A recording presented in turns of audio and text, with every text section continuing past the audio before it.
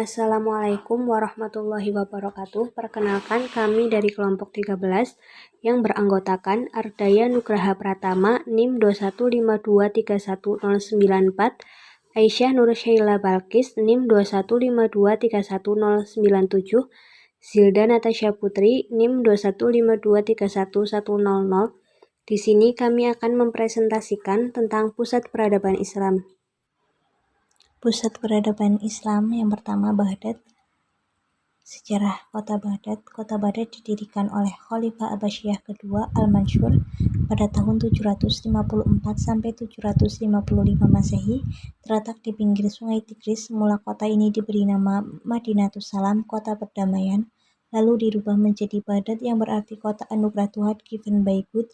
Di kota ini terdapat istana di pusat kota, asrama pegawai, rumah kepala polisi, dan rumah keluarga khalifah. Istananya bernama Kaswuzabad, istana emas yang memiliki luas 160.000 hasta persegi, dibangun dengan pola arsitektur Persia. Perkembangan Islam di Baghdad. Perkembangan peradaban Islam pada masa kejayaan di Baghdad yang di bawah pimpinan Khalifah Al-Mansur dan mencapai puncaknya di zaman Khalifah Harun al-Rasyid pada tahun 786 sampai 809 Masehi dengan putranya Al-Ma'mun. Pada masa pemerintahan Bani Abbasiyah, Baghdad menjadi pusat kegiatan intelektual, musik, puisi, kesastraan, dan filsafat mulai berkembang. Kemunduran Baghdad. Jatuhnya kota Baghdad di tangan Hulagu Khan pada tahun 1250 Masehi bukan saja pertanda yang awal dari berakhirnya supremasi Khalifah Abbasiyah dalam dominasi politiknya, tetapi berdampak sangat luas bagi perjalanan sejarah umat Islam. Namun, selain penyerangan itu, ada faktor-faktor lain yang menyebabkan jatuhnya Baghdad, di antaranya 1. Adanya persaingan tidak sehat antara beberapa bangsa yang terhimpun dalam Daulah Abbasiyah, terutama Arab, Persia, dan Yurki. Kedua, adanya konflik aliran pemikiran dalam Islam yang sering menyebabkan timbulnya konflik berdarah. Ketiga, munculnya dinasti-dinasti kecil yang memerdekakan diri dari kekuasaan pusat di Baghdad. Keempat, kemerosotan ekonomi. Peradaban Baghdad. 1. Ilmu pengetahuan. Banyak buku filsafat yang dihidupkan kembali dengan diterjemahkan ke dalam bahasa Arab. Khalifah Al-Ma'mun mendirikan perpustakaan besar yang diberi nama Baitul Hikmah. Banyak didirikan akademi, sekolah tinggi, dan madrasah, diantaranya adalah perguruan Nidhomiyah dan perguruan Mustansyiriyah. Kedua, sastra. Kota Baghdad terkenal dengan hasil karya yang indah dan disukai orang, diantaranya Alf Lailah wa Lailah atau Kisah Seribu Malam. Para saintis, ulama, filosofi, dan sastrawan Islam yang terkenal banyak muncul dari kota Baghdad. Ketiga, ekonomi. 3 buah pelabuhan yang ramai yang banyak dikunjungi para khalifah dagang internasional seperti Cina, India, Asia Tengah, Syria, Persia, Mesir, dan Afrika.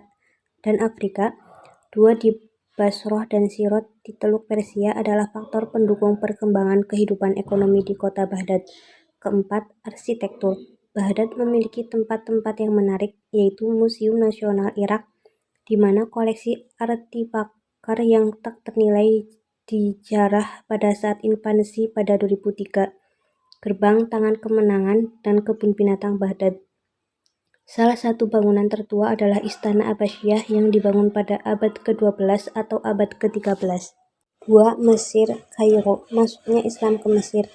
Islam pertama kali masuk ke wilayah Mesir yaitu pas masa Khalifah Rasyidin, yaitu pada pemerintahan Umar bin Al-Khattab pada tahun 13-23 Hijriah atau 634-644 Masehi, yang dikenal dengan prestasi ekspansinya ke beberapa wilayah seperti Syria, Irak, Mesir, Persia, Palestina, dan lain-lain, sehingga digelari Amir al-Mu'minin, pimpinan komandan orang-orang yang beriman. Sebelum kedatangan umat Islam, Mesir telah dikuasai oleh Bizantium. Panglima perang Islam saat itu yang dipegang oleh Amr bin al-As telah lama berniat untuk melakukan penaklukan Mesir. Namun karena beberapa pertimbangan masih urung dilakukan.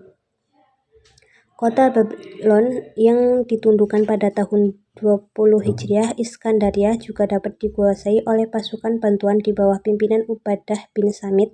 Perjanjian damai antara Cyrus al-Muqawqis dengan pasukan Amru bin al-As, dengan persyaratan salah satu di antaranya adalah bangsa Arab tinggal di markasnya selama gencatan senjata dan pasukan Yunani tidak akan menyerang Iskandariah dan menjauhkan diri dari pemusuhan. Perkembangan Islam di Mesir. Perkembangan Islam di Mesir yang ditandai adanya salah satu kekhalifahan yang berjaya saat itu, yaitu adanya kelahiran dinasti Fatimiyah. Dinasti Fatimiyah adalah salah satunya dinasti Syiah dalam Islam. Dinasti yang didirikan pada tahun 909 Masehi di Tunisia ini sebagai tandingan bagi penguasa dunia Muslim saat itu, yang terpusat di Baghdad, yaitu Bani Abbasiyah. Kota Kairo mengalami puncak kejayaan pada masa dinasti Fatimiyah, yaitu pada masa pemerintahan Salahuddin al-Ayyubi, pemerintahan Baybars, dan pemerintahan An-Nasir pada masa dinasti Mamalik. Periode Fatimiyah dimulai dengan Al-Mu'izz dan mencapai puncak kejayaan ketika dipimpin Abu Mansur Nizar al-Aziz pada tahun 975 sampai 996 Masehi. Di bawah kekuasaannya, kekhalifahannya telah mampu mengalahkan penguasa-penguasa Baghdad sehingga ia berhasil menempatkan kekhalifahan Fatimiyah sebagai negara Islam terbesar di kawasan Mediterania Timur. Kemunduran Mesir. Kemunduran dinasti Mamalik disebabkan karena para sultan tidak lagi memperhatikan kesejahteraan rakyatnya, mereka lebih mementingkan dirinya sendiri, menerapkan pajak yang sangat memberatkan rakyat. Peradaban Mesir. 1. Keilmuan. Kairo juga banyak menghasilkan tokoh-tokoh ilmuwan terkenal dalam berbagai bidang. Dalam bidang hukum, Islam terkenal Imam Syafi'i, imam mazhab fikih terbesar, Lais bin Sa'ad, imam penduduk Mesir, dan Abul Qasim Abdurrahman bin Abdullah, ahli sejarah, ilmu pengetahuan, dan hadis. Dalam bidang linguistik Arab, terkenal Jalaluddin Asyuyuti yang terkenal dalam ilmu hadis, tafsir, dan ilmu Al-Quran, Ibnu Mandzur, pengarang kamus Lisanul Arab, Az-Zubaydi, pengarang kamus Tajul Arus, Al-Makrizi, Ibnu Hisyam, Ibnu Hajar, dan lain-lain. B. Tata kota dan arsitektur. Fustat sebagai pusat pemerintahan didirikan bangunan masjid pertama kali berdiri di daratan Afrika. Fustat tercatat mengalami pasang surut sebagai sebuah kota utama di Mesir selama 500 tahun. Penjelajah dari Persia, Nasir-i Khusron, mencatat kemajuan yang dicapai Fustat. Ia melihat betapa eksotik dan indahnya barang-barang di pasar Fustat, seperti tembikar warna-warni, kristal, dan begitu melimpahnya buah-buahan dan bunga, sekalipun di musim dingin. Dari tahun 975 sampai 1075 Masehi, Fustat menjadi pusat produksi keramik dan karya seni Islami sekaligus salah satu kota terkaya di dunia. C. Persia Isfahan. Sejatinya, perkembangan peradaban Islam di Persia dimulai sejak berdirinya kerajaan Safawi yang dipelopori oleh Safi al-Din yang hidup sejak tahun 1252 hingga 1334 Masehi. Kerajaan ini berdiri di saat kerajaan Turki Utsmani mencapai puncak kejayaannya. Kerajaan ini pertama kali dipimpin oleh Ismail. Ia berkuasa kurang lebih selama 23 tahun, yakni antara tahun 1501 sampai 1524 Masehi. Kerajaan Safawi itu sendiri berasal dari sebuah gerakan tarekat bernama Syafiyah yang berdiri dari Ardabil, sebuah kota di Azerbaijan. Tarekat Safawiyah ini didirikan bersamaan dengan berdirinya kerajaan Utsmani di Turki. Sebagai pendiri kerajaan, Safi al-Din dikenal sebagai pribadi yang agamis. Ia merupakan keturunan Musa al-Khazim yang terkenal sebagai imam Syiah yang keenam. Setelah ia berguru dengan Syekh Taj al-Din Ibrahim Zahidi dan menjadi menantunya, ia mendirikan tarekat Safawiyah pada tahun 1301 Masehi. Pada mulanya gerakan tasawuf Safawiyah ini bertujuan untuk memerangi orang-orang ingkar dan golongan al-bid'ah. Namun pada perkembangannya, gerakan tasawuf yang bersifat lokal ini berubah menjadi gerakan keagamaan yang mempunyai pengaruh besar di Persia, Syria, dan Anatolia. Di negeri-negeri yang berada di luar Ardabil inilah Lutfi al-Din menempatkan seorang wakil yang diberi gelar khalifah untuk memimpin murid-murid di daerahnya masing-masing. Proses perkembangan peradaban Islam di Persia. Peradaban Islam di Persia berkembang cukup cepat. Hal ini ditandai dengan mulai meluasnya daerah kekuasaan pada masa kepemerintahan Abbas I yang menjadi raja kelima dari dinasti Safawi. Ahmad al-Santanawi mengungkapkan bahwa perkembangan peradaban Islam di Persia diawali dengan penunjukan kota Asfahan sebagai ibu kota kerajaan Safawi pada saat Abbas I menjadi penguasa kerajaan Safawi. Terjadi perbedaan pendapat tentang kapan kota ini masuk dalam wilayah Islam.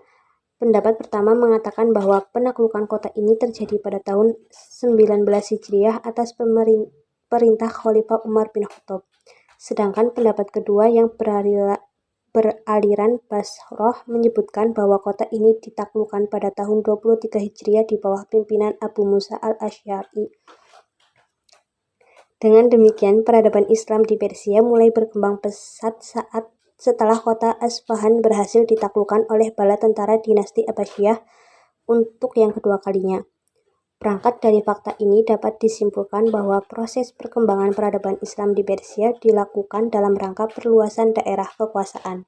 Kemunduran Persia. Kekaisaran Persia memasuki periode kemunduran setelah invasi yang gagal ke Yunani oleh Xerxes I pada 480 sebelum Masehi.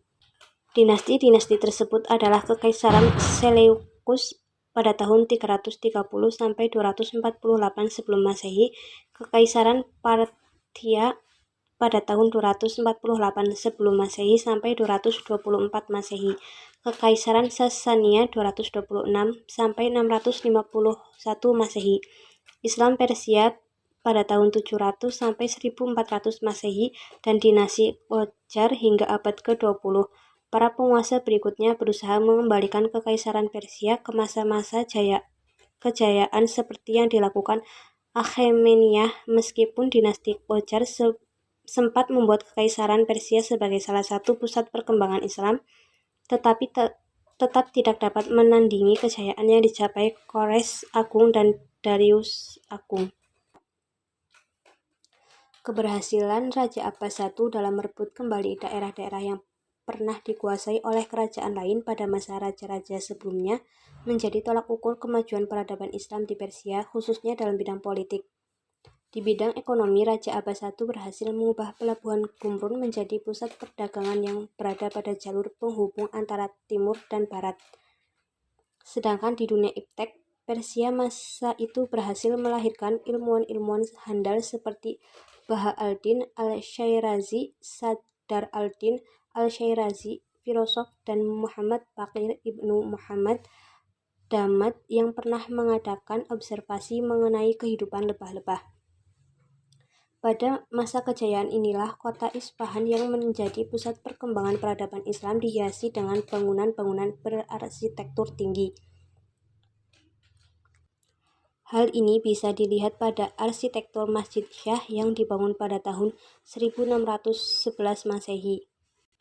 Pada pintu masjid ini terdapat lapisan perak yang membuat masjid ini terlihat begitu megah.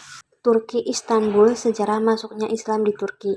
Memasuki tahun pertama Masehi, wilayah Turki yang saat itu bernama Kerajaan Bizantium dikuasai Romawi selama 4 abad.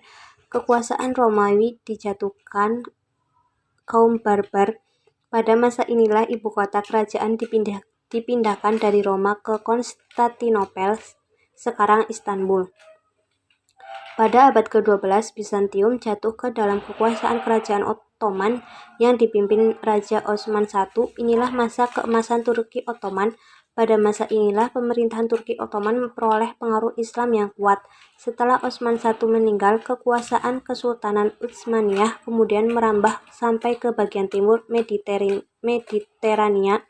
dan Balkan, dan menjadi awal penyebaran agama Islam di Eropa. Faktor yang mempengaruhi perkembangan Islam di Turki. Pada tahun 1928, negara tidak ada lagi hubungannya dengan agama.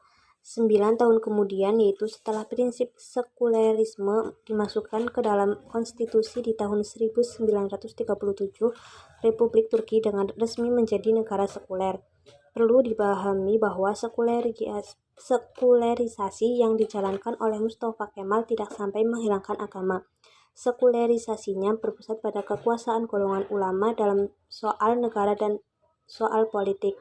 Yang terutama ditentangnya ialah ide negara Islam dan pembentukan negara Islam.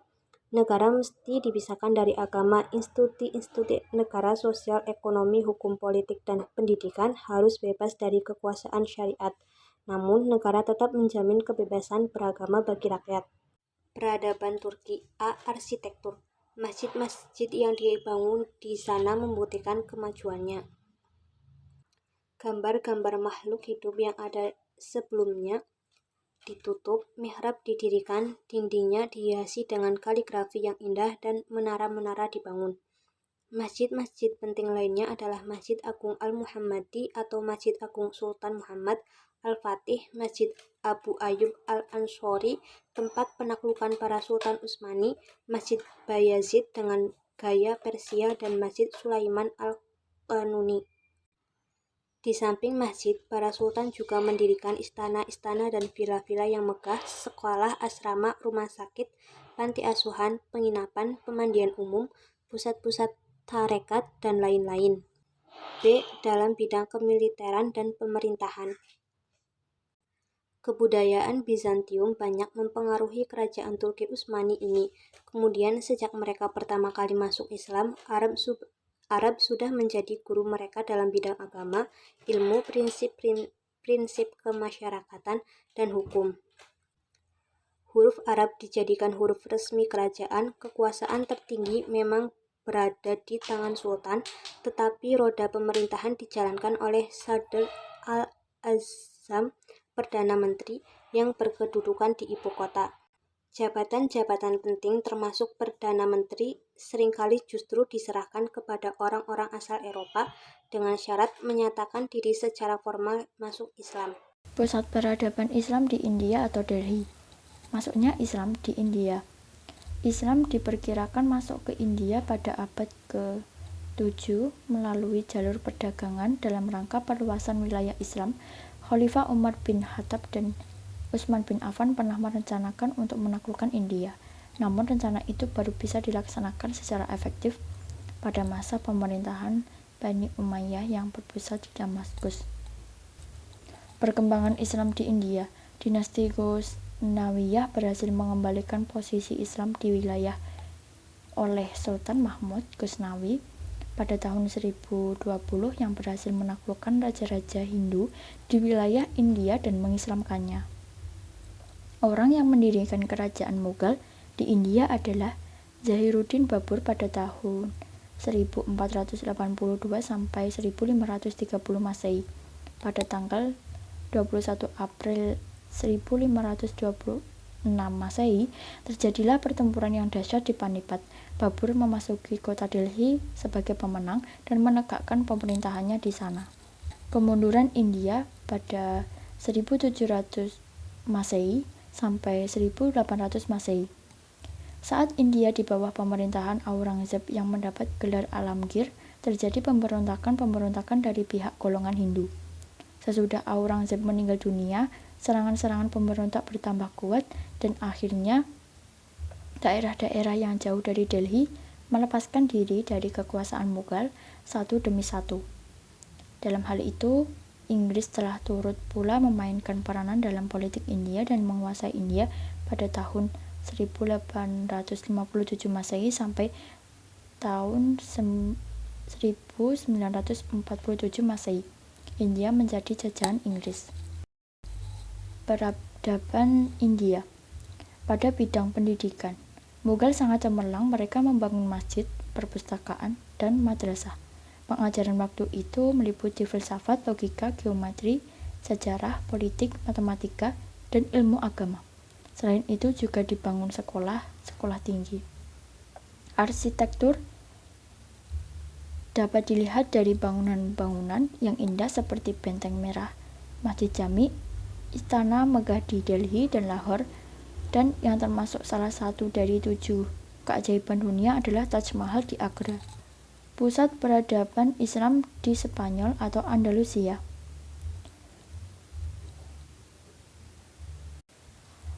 umat Islam berhasil menduduki wilayah Spanyol atau Andalusia pada masa Khalifah Al-Walid 705-715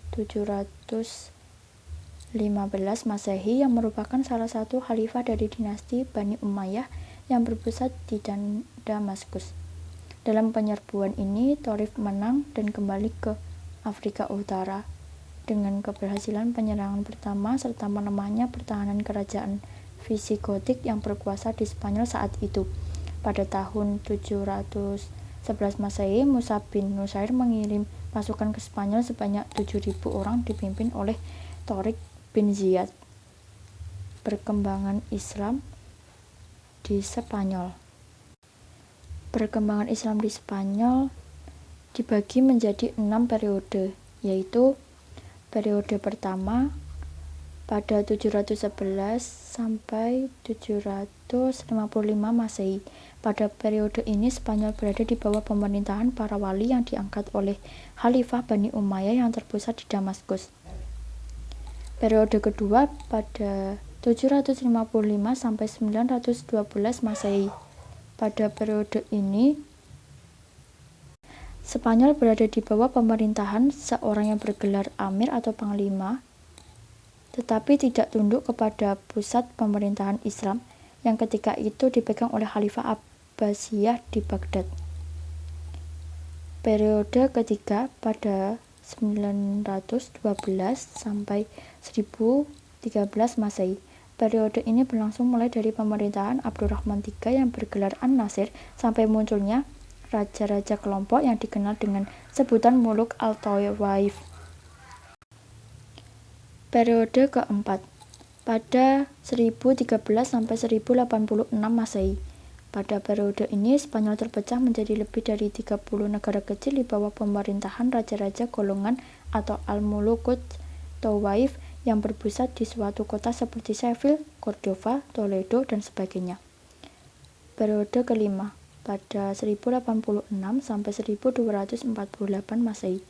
Pada periode ini Spanyol Islam meskipun masih terpecah dalam beberapa negara, tetapi terdapat satu kekuatan yang dominan, yaitu kekuasaan dinasti Morabitun dan dinasti Muwahhidun. Pada periode ke-6. Periode ini Islam hanya berkuasa di daerah Granada di bawah dinasti Bani Ahmad. Kemunduran Islam di Spanyol. Banyak faktor yang menyebabkan dinasti Bani Umayyah di Spanyol ini mundur dan kemudian hancur.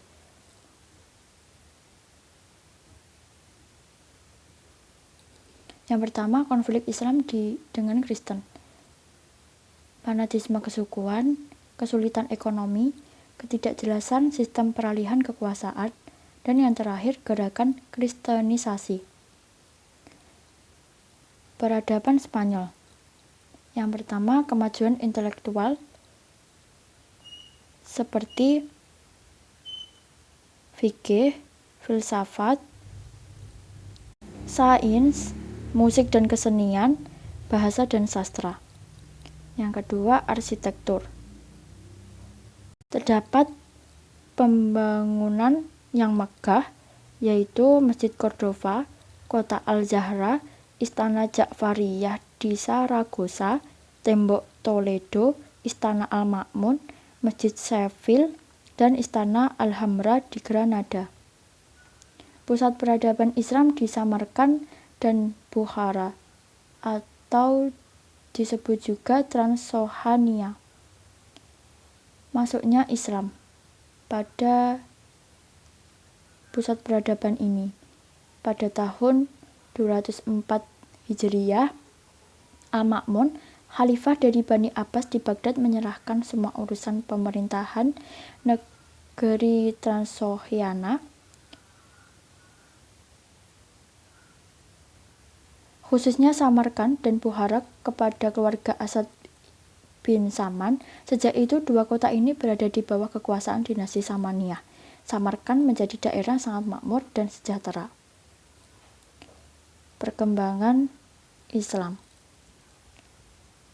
Hutaibah bin Muslim al-Bahili berhasil menaklukkan Khurasan tahun 88 Hijriyah, Bukhara tahun 90 Hijriyah atau 709 Masehi dan Fargana tahun 96 Hijriah atau 725 Masehi. Berhasil juga ditaklukkan. Mulai saat itulah agama Islam tersebar ke wilayah Rusia. Sebagai pusat kegiatan dakwah, Qutaibah membangun sebuah masjid di Bukhara tahun 94 Hijriah atau 713 Masehi. Pada masa pemerintahan Khalifah Umar bin Abdul Aziz, beberapa raja dan pemimpin masyarakat di wilayah Uzbekistan menyatakan diri sebagai pemeluk Islam dan akan selalu menaati segala peraturan yang ditetapkan oleh pemerintahan Islam di pusat, yaitu Damaskus. Kemunduran Islam di Samarkand dan Bukhara pada tahun 204 Hijriah atau 819 Masehi, Al-Ma'mun, khalifah dari dinasti Bani Abbas yang berpusat di Baghdad, menyerahkan pemerintahan negeri Transylvania, khususnya Samarkand dan Bukhara, pada keluarga As-Sa'ad bin Saman. Samarkand dan Bukhara masing-masing terbagi menjadi 3 bagian kota, yaitu sebagai berikut. Yang pertama, benteng yang terdapat istana, kantor-kantor pemerintahan, dan penjara. Yang kedua, kota sebagai pusat. Yang ketiga, perkampungan. Terdapat pasar-pasar besar, pertokoan, dan gudang harta. Sekian presentasi dari kami. Wassalamualaikum warahmatullahi wabarakatuh.